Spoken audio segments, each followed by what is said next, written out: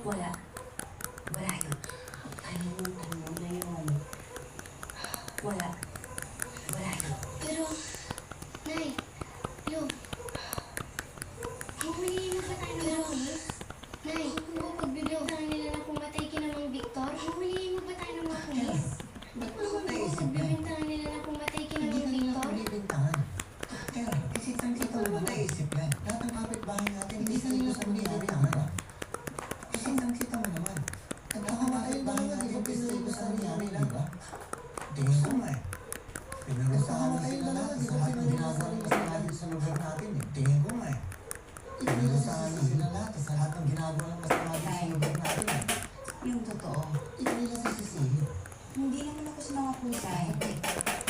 Yung totoo. Kay Elmil ako nagtata. Hindi naman ako sa mga pusay. At doon sa pistol gun. Ano pong pistol Kay gun? Elmil ako nagtata. Ano pong pistol gun, Nay? At doon sa pistol gun. Opo ka. Ano pong pistol gun? Bata ka pa pero siguro mabuti ka marami na halika. Opo ka. Yung pistol gun na yan, yan ang pangalan ng sindikato. Siguro mabuti sa marami sila ng Victor. Yung pistol gun leader nila, yan ang pangalan ng sindikato. Kung saan miyembro sila ng Victor. At ang leader nila,